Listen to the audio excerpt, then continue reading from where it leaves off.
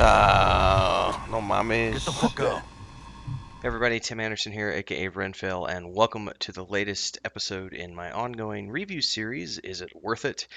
And today we're diving into Cyberpunk 2077, which, to be honest with you, is a long time in coming. And there are reasons for this. So I own the PS4 version of the game, which was launched. It was the hands down the worst launch of any game I've ever played on the PS4. It is, I'm pretty sure, the universally recognized worst launched version of Cyberpunk 2077, and it was so bad that PlayStation actually pulled it off of their network. And as of this recording, I still don't think it's even back up on the PlayStation Network yet.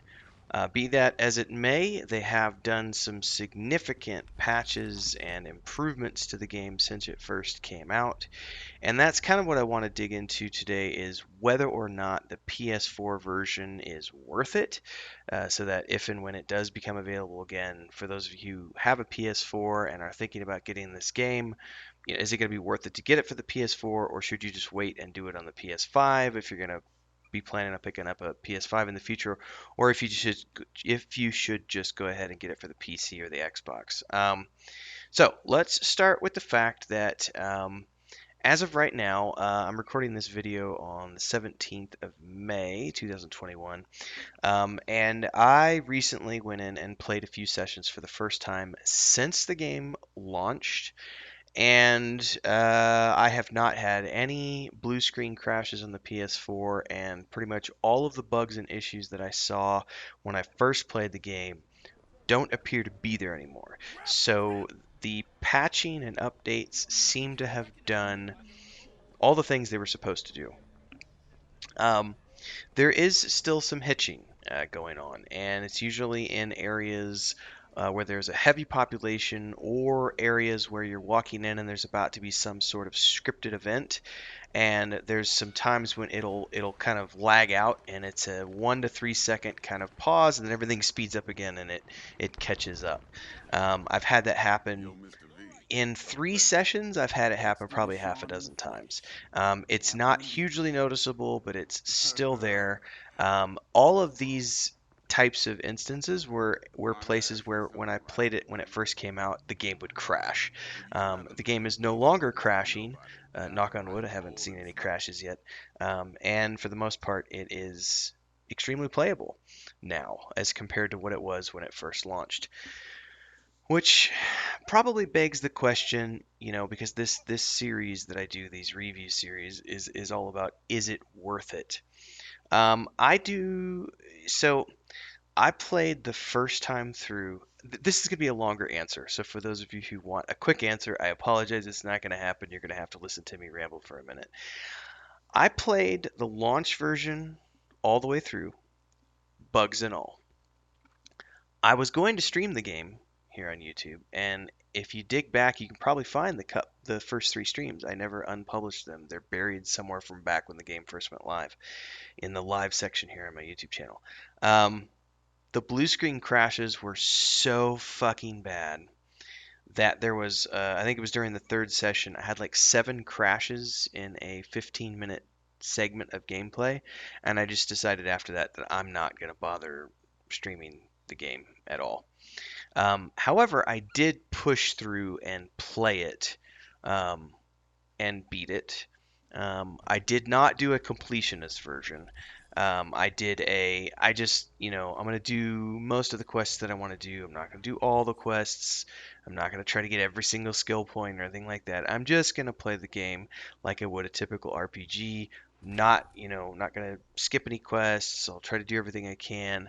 Um, I'm not gonna skip any of the boring, repeatable type stuff. Is what I'm getting at. And I did. I think I got about 60 hours of gameplay out of the first playthrough, more or less. And at the end of the day, as far as the story went, when I finished it, I was like, okay, it was fun. It was interesting. It didn't go in the direction that I thought it was going to go in, and I probably, overall, that first version of the game, given the fact that it was so buggy and everything else, I would give it like a 5 out of 10. Like it was just borderline unplayable, and if I was someone with a little less patience or a lot less time on my hands, because I had the time to sit here and deal with the bugs. A lot of people don't. And I wanted to play it. I'd been waiting for the game for a long time. I wanted to see the storyline. So I was willing to put up with the bugs. I'm very patient in that regard. I did the same thing with Anthem. My brother and I bought Anthem for both of us when Anthem came out. It was buggy. We had blue screen crashes, getting kicked out of the queue frequently. We soldiered through and still had a lot of fun with that game despite the bugs. So I'm the type of person who, I'm willing to put up with quite a bit in terms of my games. And I'm not typically a person who's going to go out there and rant about it on YouTube, and I'm not going to make it, I'm not going to demand a refund because I know these companies, especially a company like CD Projekt Red, they're going to patch the game, they're gonna fix the mistakes, and maybe this is a wake up call for them. Who knows? I'm very relaxed in that sense. So I played it all the way through, enjoyed the storyline, had a lot of fun. That first playthrough, I gave it a 5 out of 10. I would not have recommended, honestly, I would not have recommended the PlayStation 4 version of Cyberpunk 2077 to anyone. And I think it was a smart decision to pull it off the PS4 store because in no way, shape, or form should someone spend $60 and have to suffer through that level of just bullshit. Um, Here I am on, mid-May. It's been what, 6 months since the game came out or whatever. I would say that if I had to give the game a rating now, the PS4 version, I would give it a solid like 8.5, maybe 9 out of 10. Um, the fact that there is still some hitching um, is to me kind of crappy. I don't get hitching in any other game that I play on the PS4. I have seen instances, for like example with Assassin's Creed um, Valhalla, there were moments where I would be running up to a city and there would be a few second pause and the game would have the loading symbol spinning up as it would load that environment if it was, and that really only ever happens when I get into the big city areas and it's getting ready to load hundreds of NPCs and everything else. But with Cyberpunk 2077, it's never, the hitching is never related to loading, or at least there's no loading sign. Let me rephrase that. There's never a loading sign on the screen when that happens, but it does generally happen in areas where something scripted is about to happen or heavily populated areas. So it is doing some loading and some it's trying to catch up with what's going on the screen. If you could get rid of that, if they could actually fix it to where it was a more seamless gameplay, I would give it a solid 9 um, out of 10. I can't give it a 10 out of 10 because it's not as good as The Witcher. I'm sorry. I mean, it's a good game. It's a lot of fun. But there's just some of the stuff in the game is just repeatable, and I don't like repeatable stuff. Like the whole help the cops kind of thing. It's like you'll be running through an area and you can go, there's a crime happening here and you can go help the police with that crime, and those are repeatable events that spring up all over the place. They have no story perspective. They're not meant to advance the storyline. It's just a place for you to get some loot and some additional experience points. That kind of stuff really takes me out of the game, and so for me, that's what makes it to where I can't give it a full 10 out of 10. But the PS5 version I've looked at, and it looks much better than the PS4 version. So I don't think the PS4 version. I'm gonna double check this while I'm sitting here. PS4 Cyberpunk 2077. I don't think it's available. Um, I could be wrong. Um, Cyberpunk PS4. It's announced. So as of the recording of this episode, it's still not back up on the PlayStation Network store. So anyway, that's kind of my review of the PS4 version of it. I think that it's, as of May, where we're at right now, May 17th, it's been patched enough to where if it comes up for sale on the PS4 store anytime in the future, I think it's patched well enough now that you should definitely spend the money on it if you haven't already or you were on the fence. Um, I definitely think it's worth paying full price for. Um, Now that it's been fixed, I think that all the major issues that I saw have been worked out.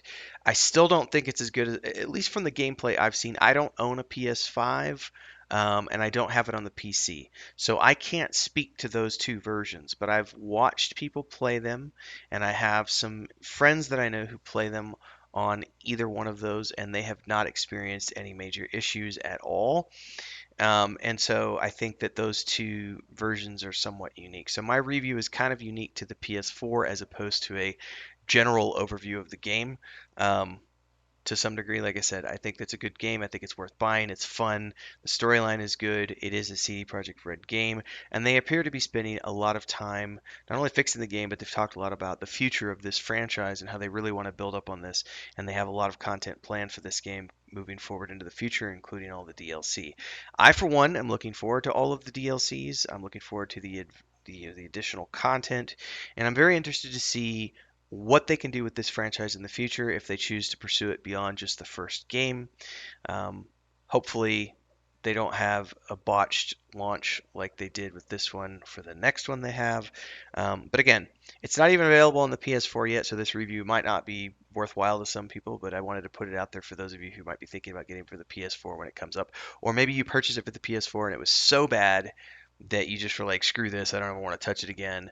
And maybe a review like this will let you know that, hey, it's worth downloading, patching up, and jumping back into because it appears that they've worked out all the major bugs and stuff. So hopefully you enjoyed this. Thanks so much for following along. If you did, don't forget to leave a like, leave a comment, subscribe, hit the bell icon so that you can follow along for updates as I do more reviews of games that are in my library and upcoming games as well. And I will see everybody in the next episode. Cheers, folks.